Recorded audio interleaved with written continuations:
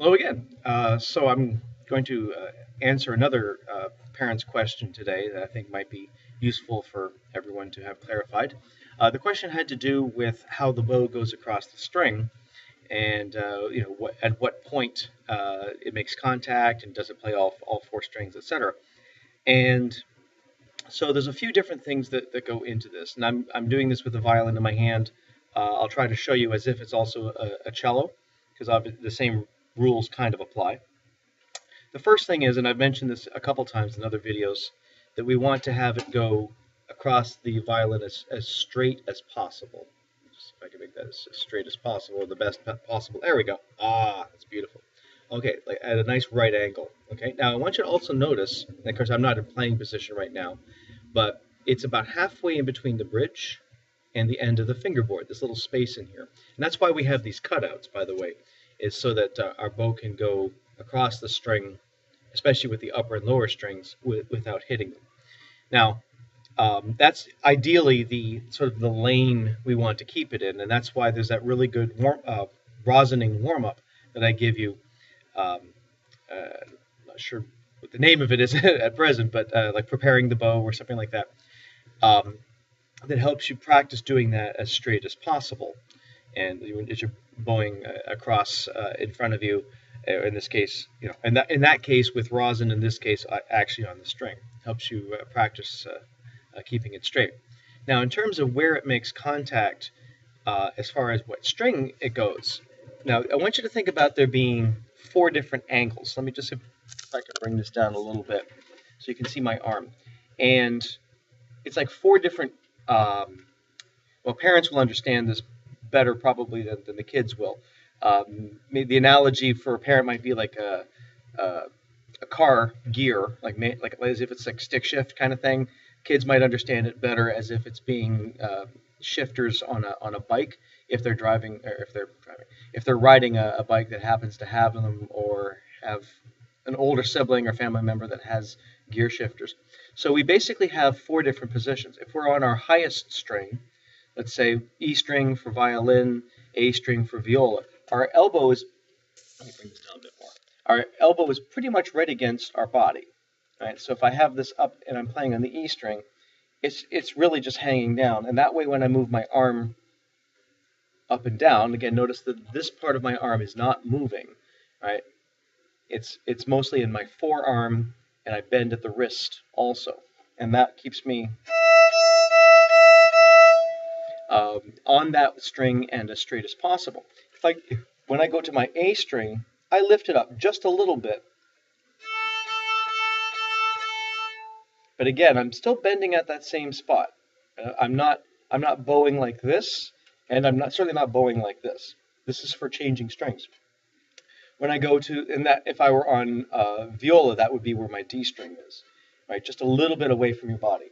When I go to the next string over, violin's a D string, viola would be a G string, then I raise it up just a little bit more. Now it's just a little bit below my shoulder level. And then finally for the G string, I don't lift up my elbow quite so much. I more like lift up my wrist. And the reason is because it gets really tiring to have your arm that far up. Also, a little less socially acceptable to have your elbow way up there in the sky. But it mostly has to do with, making sure that your arm's not going to get too tired. When I look at it from this point of view, I can see that there's, my bow is at a certain angle, right? And the angle mirrors whatever it is that my upper arm does. So it's almost, well, it's not quite pointing straight up. It's, let's see, I would estimate that at maybe 75 degrees. Don't get a protractor. It's not worth that precision. But it's almost like it's pointing straight up. You could almost think about it like that. The A string pointing maybe at a 45-degree angle. D string, and again, I'm talking about violin strings. D string is when it's almost going straight across. And then G string, I have to actually kind of point it down to get that. There are times later on when we do want two strings, and it, we train ourselves to be only on one for a long time, and then suddenly we have to do two together. But the first skill to get is to get one single string and keep it on that same angle as you move your arm. So again, this is why we don't move this part of the arm, because that sort of becomes part of that angle. And no matter what string I'm on, I'm bending my arm. It's a hinge, right? Your elbow is a hinge. I'm just bending it, just opening and closing it, opening and closing it. So if I've set up everything correctly, and I open and close it, open and close it, open and close it, it should keep me on that string. If I'm lifting my elbow when I play and dropping it, I will roll to a different string. Right? And sometimes that's what we want. Sometimes we do need to get to another string. Most of the time, however, we keep it on that same string, then we change it to the other, and then change it to the other, so that when we do change strings, it becomes a very deliberate, very on-purpose action, right? So that we're not just, kind of moving in this way. No, it's like, I want to go from this string to that string, and you're making a very obvious decision to do that, and not just, it happened to roll over there. Okay, so trying to keep it on that one string and then changing it is a better way to go as far as technique goes.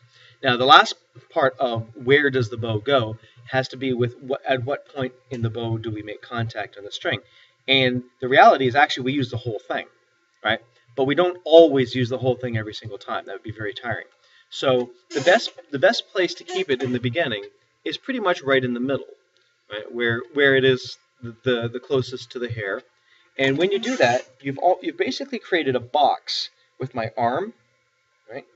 Arm, the bow going up and then coming back along the violin. It's almost a square. So that's a way of kind of telling that if everything is lining up where you want it to be. And then, you'll move it a little bit up and down from there. I do want to encourage students to use, a good size amount of bow. They should be able to use about, because this is a full-size bow, but they should be able to use maybe at least 4 or 5 inches of bow in their bow stroke. The more that they can use, the better, because the more sound they'll get, and it's also good practice for getting a nice, good bow stroke action. Okay, so placing it in the middle is a good place to start. Some people find it more comfortable to place it closer to the frog. Some people find it a little closer. And this is much rarer, find it easier to place it closer to the tip. But the middle is usually the most comfortable. Now, if I'm playing a cello, it's the same idea, but instead of, I still need it to be straight, right, straight across the strings. Granted, this would be much further down on me if I had an actual cello. And I still am trying to keep it in that lane in between the fingerboard and the bridge. But this case, my angle is something I'm looking down at.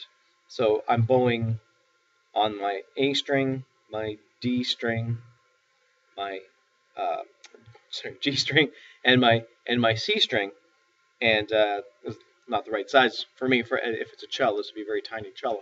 But again, where your elbow is, sort of reaching around the instrument rather than up and down, is what's going to keep you on that same string. Okay, so it's all about placing your arm in the right spot, and then just bending at the elbow and the wrist to make it move as straight as possible. Okay, whether it's violin moving up and down, or cello, kind of, if I want my A string, I got to reach around. If I want my C string, I have to kind of reach back a little bit, or things in between.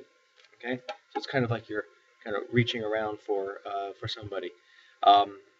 Give them a hug or something like that, which is always a good practice anyway. All right, so I hope that helps, and please feel free to send me more questions. I have no problem answering. If I think it makes a good video, I'm happy to answer it for everybody. All right, take care.